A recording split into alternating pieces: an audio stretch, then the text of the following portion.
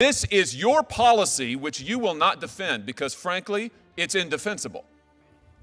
Why are you, Mr. Baker, why are you allowing biological men to play in women's sports? You allow biological men not only in their sports, but also in their locker rooms. Why do you do that, by the way?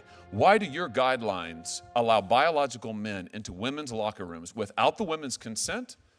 Without the women's foreknowledge? Why do you do that? Mr. Baker, if I could just start with you, I confess I didn't understand your answer to Senator Kennedy's question about the safety of women in the sports of the NCAA overseas.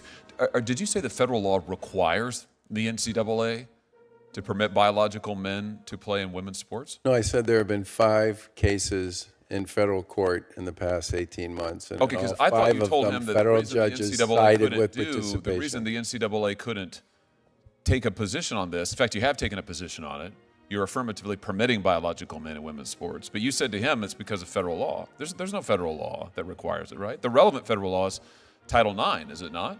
You're familiar with Title IX. If guidance on this issue from Title IX or guidance with respect to discrimination law would be Title IX is already the law. Title IX says federal judges have ruled on 20 U.S.C.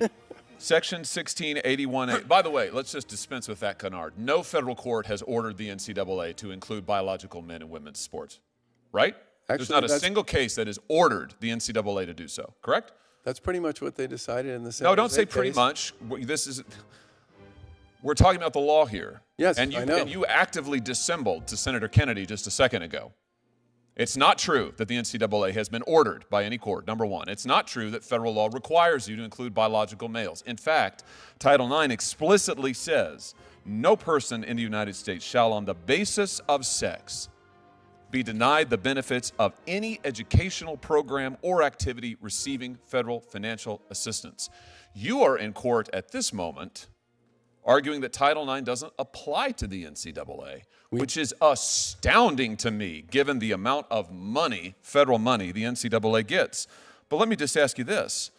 A total of 5 teams, 5 women's volleyball teams, Wyoming, Southern Utah, Utah State, Nevada, and Boise State all had to forfeit 7 games in their conference play, NCAA conference play this past year, women's teams, because a biological male under your rules was playing on a rival's team. How is that not denying them the benefits of the sport? Why is this fair to women? And when that issue went to federal court, the judge sided with participation.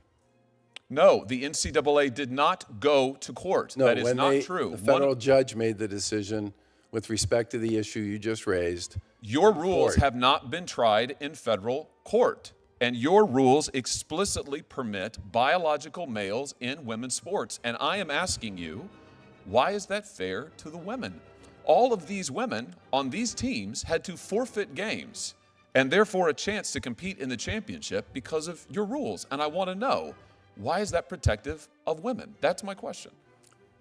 So far, the federal government on the court side has issued decisions several times. No, I'm not asking you about the year. courts. I know what the courts have done. Not one of them that's has their ordered the interpretation NCAA. of federal law. This is your policy, which you will not defend because, frankly, it's indefensible. Why are you, Mr. Baker, why are you allowing biological men to play in women's sports? Because we believe that's consistent with federal policy. So we're right back to your testimony is you believe you're compelled to do it by federal law. You would change it otherwise? We believe our policy. I said in my opening comments to Senator Kennedy, the clarity on this issue at the federal level would be very helpful. Oh, that is such a cop-out. In other words, somebody else please do it for us. Keep sending us the money. We'll go to court and argue that Title IX doesn't even apply to us. We do not take a dime in federal money, not a dime. Is that why you're arguing Title IX doesn't apply to you? Yes, part of it, yes. You honestly think you shouldn't be subject to Title IX?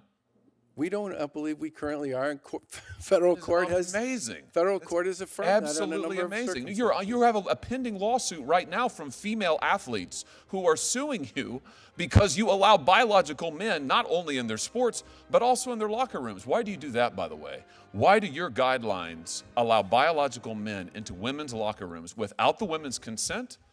Without the women's foreknowledge? Why do you do that? That's not what our guidelines say. They do say that. I've got them right here. Your guidelines say that transgender student athletes should be able to use the locker room, shower, and toilet facilities in accordance with their gender identity. And Here they are, right here. And then everybody else should have an opportunity to use other facilities if they wish to do so. Okay, so the burden's on the women. So if the women then want to move to a different facility, in other words, if they want to abandon their own locker room, you're saying that they should have to do that?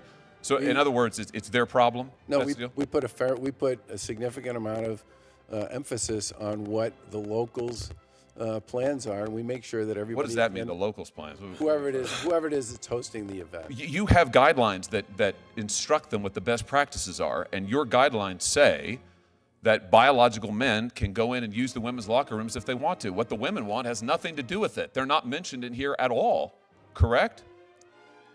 Correct. It's right here. You just reaffirmed them in May of this year. I've got them. I'm reading them. I've got them off your website. I believe our guidelines give people optionality with respect to how they choose to use their facilities.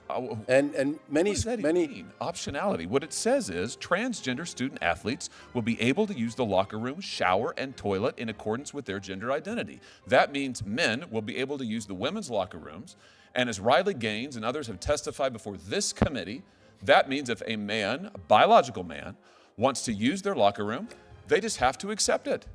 Or else the women have to go somewhere else. They've got to go find an alternative. Why is that fair? We told the local folks who've hosted our tournaments they need to create accommodations for the people who are playing. You know, so it's the feds on the one hand, it's the locals on the other hand. The only person who doesn't seem to bear any responsibility in this is you and the NCAA, who are the governing body. And your testimony here today is you're not even subject to Title IX. Mr. Baker, I can't tell you how disappointed this makes me, but not just disappointed, frankly, infuriated for the student athletes who are suffering because of your policies, and you won't even defend them. You won't even take responsibility. It's outrageous. It's totally outrageous.